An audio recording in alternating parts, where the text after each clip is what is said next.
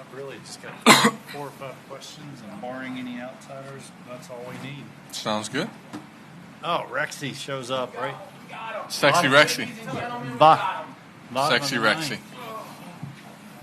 Okay, all right, well, we will go ahead and get started. I'd like to welcome Billy Horschel to the interview room here at the Valero Texas Open. Billy, you're on the heels of your 10th start here at the Valero Texas Open. Haven't played since 2019.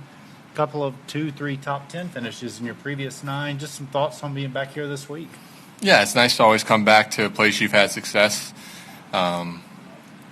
When they moved this event to the week before Augusta, I was excited for the tournament.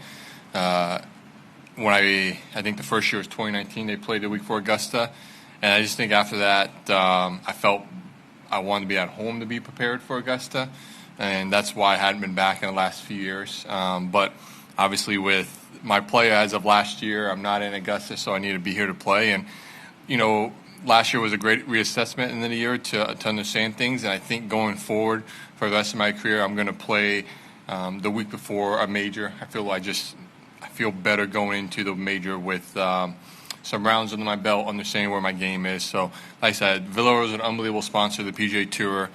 This tournament does an unbelievable job. Larson, his entire staff are unbelievable. They take great care of the players. So, yeah, it's nice to be back, and hopefully the success I've had in the past can continue to happen this week. And I know with that Aon Swing 5 Avenue, you're at number 5 coming into the week. You want to stay in number 5 or better so that you can make that 12th consecutive start at Hilton Head for their signature event. How much has that been on your mind? Has it been on your mind at all? And how nice would that be? And how nice of an avenue is that Aon Swing 5?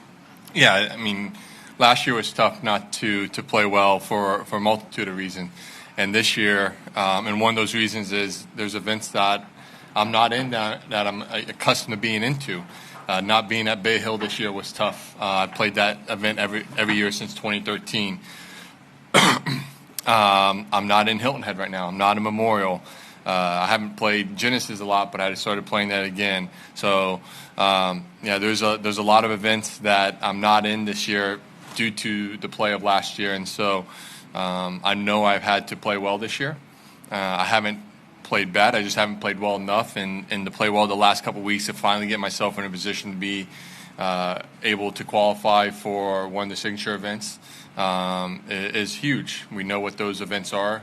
We can talk about the money, we can talk about the points, but for me, it's more or less the world ranking points. Getting to play against the best players in the world and comparing myself against the best players in the world is where I want to be. Get myself back up in the world ranking, get myself back into the majors. So hopefully I can have another good week here, secure my spot into RBC Hilton Head. I love that event. It's such a great event. I've had success there as well, and so we'll see what happens. Okay, and my last question, we'll see if anybody has any. Coming off of 64 in the final round, obviously coming into the week, probably feeling pretty good. A couple of top 10s in your last 4 starts. How are you feeling coming into the week with the game? The game's been in a really good spot all year. You look at it, the stats in every department, it's in a really good spot.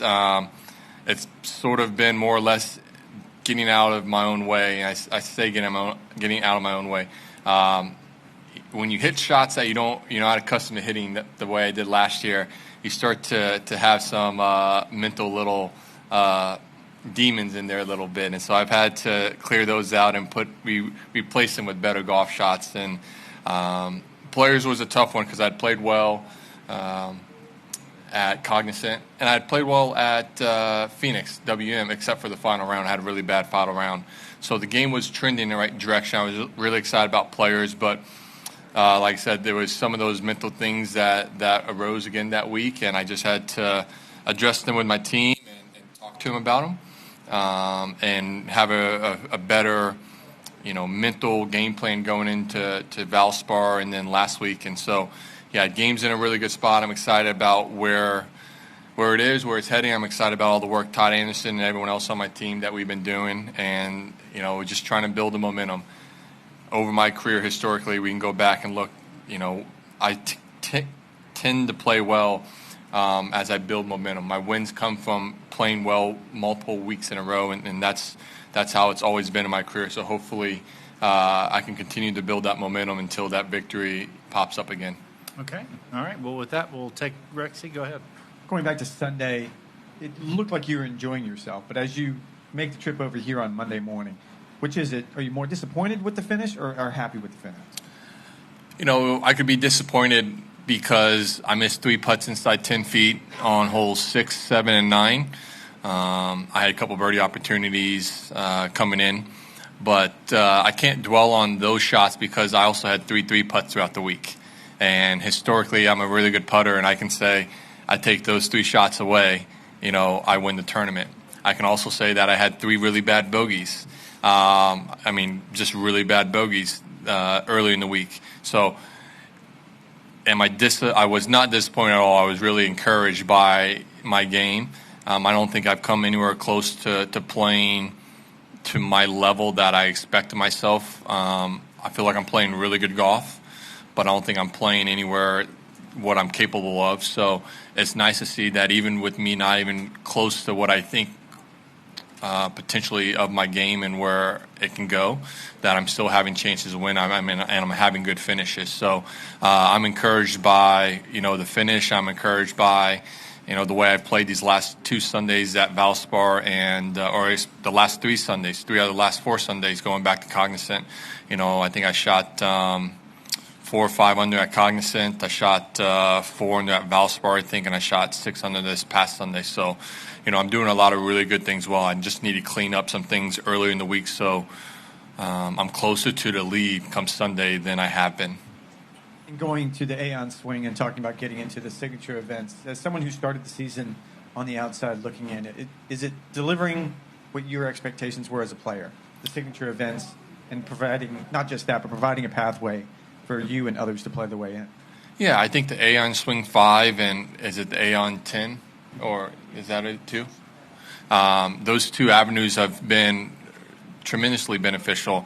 I was skeptical in the fall, and I had some conversations with Curdy because the number that they thought was going to get into the events, I think they were expecting 70 unique players, 70 different players get into the signature events throughout the year. I wasn't sure that number was right. I thought it was a little high, and I've had some conversations with her, and they showed me the numbers, and they're pretty much right on track to what they projected. So I think it's done very well. I can sit up here and say I think the signature events have been somewhat of a success. I don't know if they've been the ultimate success. We can talk about the TV ratings haven't been as well for the signature events as I think, in my opinion, what I would expect them to be. I was in favor of what the signature events became in a smaller field. But I also think at the same time, I think the viewers like to see, more unique stories, more storylines, more of guys that, may be a journeyman PGA Tour player or having the opportunity to make a splash that they haven't done as a rookie on the PGA Tour. So the Aon 5 and the Aon 10 is giving that. I think, maybe if I had a crystal ball and I could, change some things. Maybe next year we make a couple of the fields, not every field, but make a few of the fields a little larger to have a little more of those unique storylines going forward. But I think so far the signature events, in the sense of getting players in, more unique players in, and giving them opportunity, I think it's been a success in that atmosphere or that avenue. Do you think there's any difference in the mindset this week for guys who are tuning up for the Masters versus guys who don't have that opportunity lined up at this moment? Yeah, I'm not in Augusta, and my main focus this week is to win.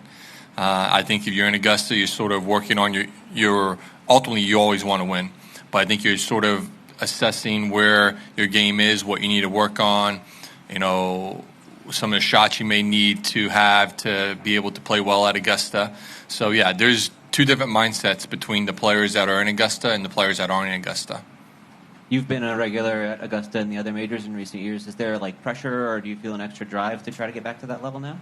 Yeah, listen, I'm not very happy that I'm not in Augusta.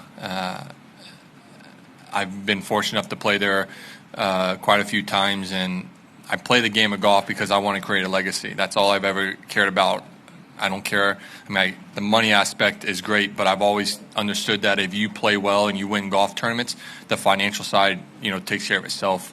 I want to be remembered for what I did on the golf course and winning golf tournaments that you can put your names next to legends in the game of golf and players that are, the best in that generation that you're playing against. So, yeah, I'm not happy that I'm not in Augusta or any of the majors as we sit here right now. But listen, it's my own fault. I can't do anything about that. I didn't play well last year. But the great thing is this game of golf gives you the opportunities to correct that wrong, and I'm trying the best I can right now to make up for a bad year last year and get myself back to where I feel like I feel like I deserve to be in the game of golf, or I want to be in the game of golf. How do you balance not putting too much pressure on yourself or having that become overwhelming when your goals and expectations are that high? I put so much pressure on myself my entire career. I mean, I'm still trying to figure it out. I'm 15th year on the PGA Tour. I'm 37. I still don't know how to figure out not putting pressure on myself.